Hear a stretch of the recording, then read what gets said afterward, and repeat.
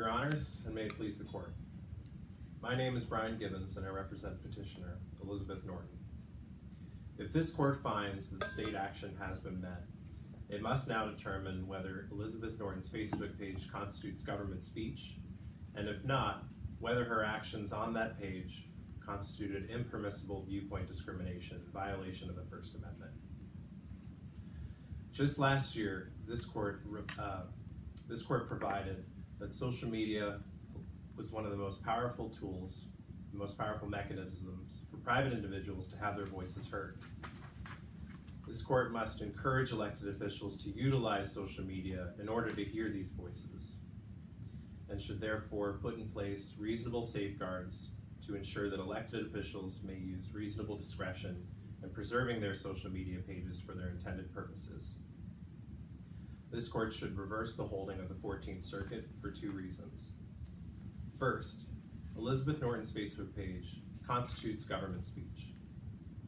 And second, Elizabeth Norton's actions within that Facebook page were viewpoint neutral and thus permissible under the First Amendment.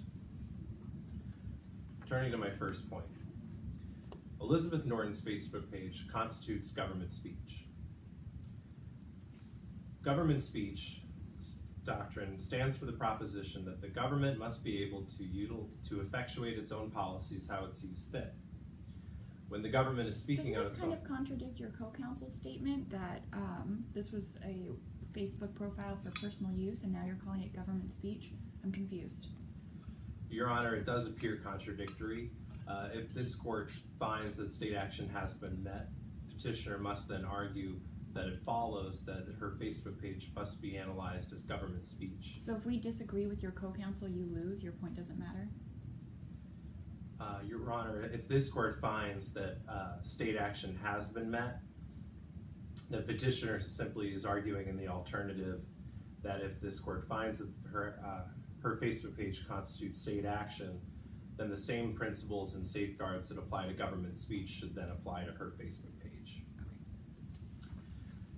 In 2015, this court set down a three-factor framework in order to determine whether or not the government is speaking on its own behalf, and therefore the government speech doctrine should apply.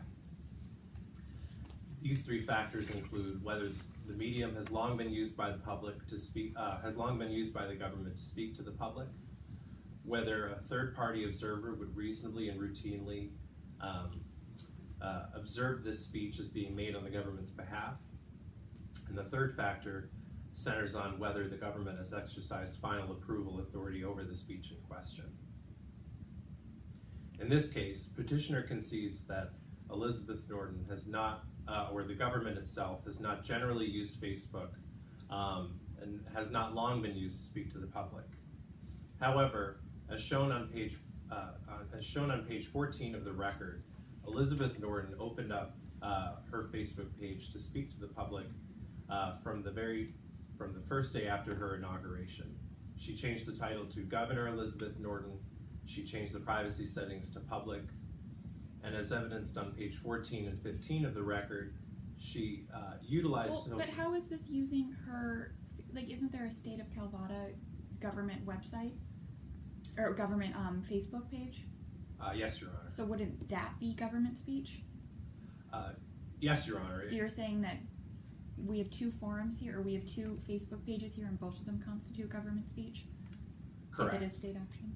Yes, if this court finds that Elizabeth Norton's Facebook page, the unofficial Facebook page for the state of Calvada, and her actions on that page constitute government state action, then petitioner argues that it follows that the same government speech doctrine protection should apply to that Facebook page as well. Go ahead. When we're looking at what is government speech, are we looking at the entire Facebook page, including her comments about her daughter and the mascot and the soccer game, or are we just looking at this post that she made that ignited Mr. Wong to make the toad comment? And then also, isn't your client just trying to have her cake and eat it too, essentially? I mean, if she is a state actor, doesn't she have some additional responsibilities to ensure that she herself, while she's supposed to be upholding private citizens' constitutional rights, that she should adhere to those herself. Answering your questions in turn. Excuse me, Your Honor. May you repeat your question? Sure. So I'm wondering if, when we're looking at whether something is government speech, are we looking at Governor Norton's entire Facebook page, or are we just looking at the one comment that Mr. Wong responded to? In Pleasant Grove v. Summum, the first time that this court had discussed government speech, that case focused on a sculpture park owned by the government, where private individuals and nonprofit organizations were able to sponsor a certain sculpture and present it to the state, and the state could choose whether or not to have that sculpture held on government property. And in analyzing whether or not the government it was permissible for the government to deny access to certain groups, the court looked at the sculpture park as a whole in making its determination, focusing on the context of certain messages can change when juxtaposed against other messages. So is that your answer, that we're looking at the entire Facebook page then? Correct, Your Honor. So you're calling her pictures with her daughter and any other personal uses government speech? Your Honor, government speech doctrine is invoked. Is that yes or no? Well, yes, Your Honor. However, government speech doctrine is invoked when there is a alleged injury caused by the government's action. In this case, a hypothetical situation where a person could claim injury by Governor Norton publishing a comment or publishing a post in regards to her personal matters would not create this sort of injury that this court would hear. But yes, this court has, in Pleasant Grove v. Summum and in Walker v. Sons of Confederate Veterans in 2015 and in Mattal v. Tam in 2017, this court has routinely held that you must look to the entire unit when determining whether government speech has been met. Counsel, I noticed in the bench brief that there's a Walker case mentioned. Does that go to your argument? Yes, Your Honor. Right, tell us about that case. Yeah, so Walker v. Sons of Confederate Veterans focused on this same topic of government speech doctrine, whether it applies to the issuance of license plates, where a nonprofit organization, the Confederate Sons of Veterans, wished to have a custom license plate approved by the state, which featured a Confederate flag. The court in Walker held that the government could exercise its editorial discretion in refusing to allow the Sons of Confederate Veterans to have that license plate because the Confederate flag for many reasons, but they found that they could exercise reasonable discretion in refusing to allow the Confederate flag to be adorned on license plates. Does Walker support your case? Yes, Your Honor. In what way? We're looking to that same three-factor framework I was discussing of when they look to whether or not the medium has long been used by the government to speak to the public, and whether a reasonable person could see that message is being made on the government's behalf. In this case, a third-party observer looking at this Facebook page where they see Brian Wong's comment, as shown on page 16 of the record, and as Elizabeth Norton contends, was nothing more than a personal attack against her person and had nothing to do with her own policies. That by allowing this post to exist on her Facebook page for time immemorial would present a third-party observer with the reasonable opportunity to conclude that the government, if not endorse that message, at least acquiesce to this form of cyberbullying. And allows this type of message to exist permanently on that page would, Petitioner contends, would ruin the very purposes of this Facebook page, which was to reach out to her constituency and to allow them to learn But more about that's her not the purpose of this page. We all know that. The record states it was a personal page. So, I mean, isn't that a little disingenuous? I think you're misstating the record a little bit. Well, no, Your Honor. As shown in the record in pages 14 and 15, Elizabeth Norton has constantly and routinely used this page in order to speak to the public on various matters of public concern. Since when, though? I mean, other than her personal life. I mean, we know it wasn't in creation in the very beginning to speak to, on matters of public concern because she wasn't governor when it was created, correct? Correct, Your Honor. Okay, so that's not really accurate, is it?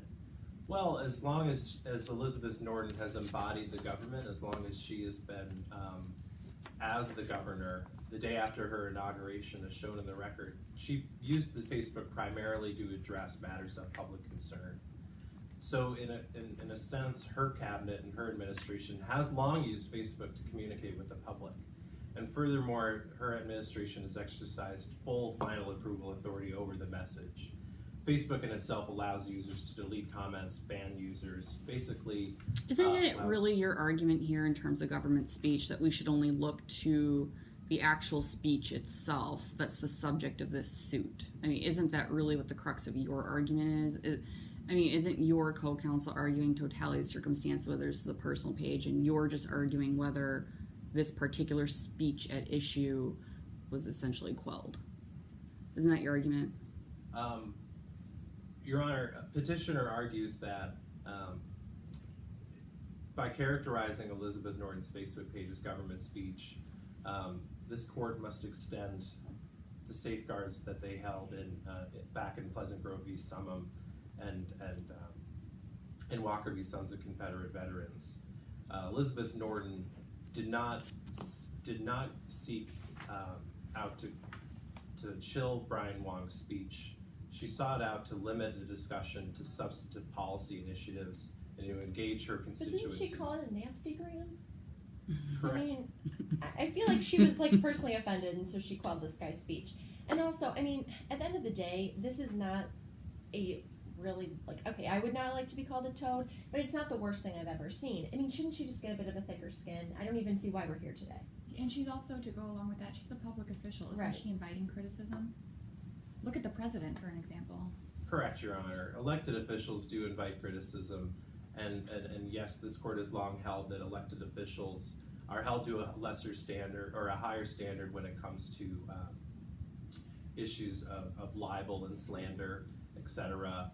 As this court has always held that there must be some breathing room applied. However, this brings me to my second point, that Elizabeth Norton did not engage in viewpoint discrimination because she was not intending to silence How is this Brian. viewpoint neutral? The fact that she deleted somebody's personal feelings from her Facebook page. Well, That Your seems Honor, like the opposite of neutral. Elizabeth Norton contends that Brian Wong's comment is best characterized as a personal attack, and as shown on page 26 of the record. But what are we deciding between, like, if a personal attack versus somebody disagreeing with her views? Is that the difference? Yes, Your Honor. This court must answer the question of whether or not Brian Wong's comment is best. What if Mr. Wong's comment had one sentence at the end that said, "By the way, this policy is outrageous"? Well, Your Honor, Brian Wong didn't write that in the comment. But what if he did? Would that change the discussion? Elizabeth Norton accepts that this comment was made in response to her immigration policy and her own Would admission. adding that line, though, change it? No, Your Honor. It would still be responsive to the immigration post. However, the manner in which Brian Wong posted this comment, it being a personal attack, requires this court to look at it differently. And while this court has never held that personal attacks fall outside of protected speech, the Third, Fourth, and Ninth Circuits have all held that at least some sort of blanket policy in the context of a town hall meeting and other limited public forums is not unconstitutionally overbroad. In fact, the Fourth Circuit found, in the case of Steinberg v. Chesterfield in 2008, that a town hall was permissible to apply a policy against the use of unrelated personal attacks because they limited the town's ability to run the meeting how they saw fit and stick to a specific agenda, and they found that it was both reasonable and viewpoint neutral. And this court should extend those same protections here, as Elizabeth Norton contends that her Facebook page operates similarly, that it is a mobile town hall in order to encourage civic engagement with her constituents. counsel, I asked a question of your co-counsel, and she indicated that it was a question that more fell into the sphere of your argument, so I want to ask you the same question.